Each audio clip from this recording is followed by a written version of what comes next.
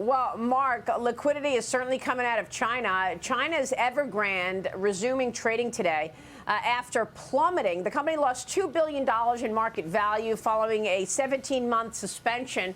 The stock fell better than 80% at the open today. I was surprised that this did not impact the Shanghai Composite and become a more negative story for the overall Shanghai Chinese market.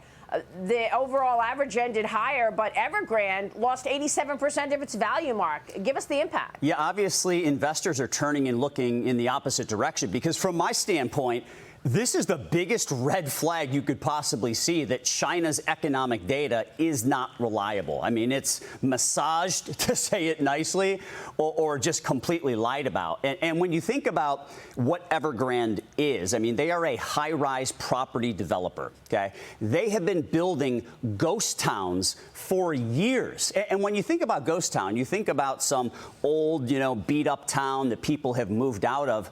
No, that's not what's going on in China. They are building brand new buildings that will never be inhabited by anybody because you take all of this excess supply that they've been flooding the market with in the form of high-rise multifamily buildings.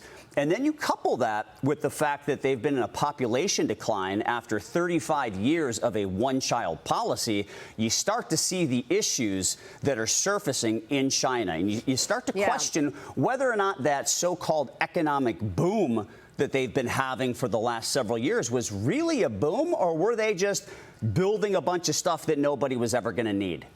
Well, but my worry is it systemic? Does it impact American banks? Do you worry that we've got major U.S. banks on the hook for loans at Evergrande?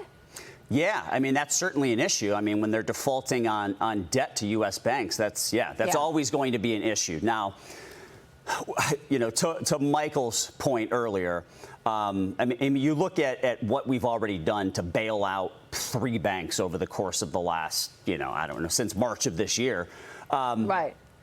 I feel like the Fed would step in and save, and bail these banks out. I think it's the wrong thing to do. I don't think any bank should be bailed out. My opinion is if you screw up, if you do something that's risky and the risk works against you, you should be held responsible and accountable for your actions. But, yeah, I'm a little bit concerned about that. And I'm also concerned about what this is going to do for the Chinese consumer.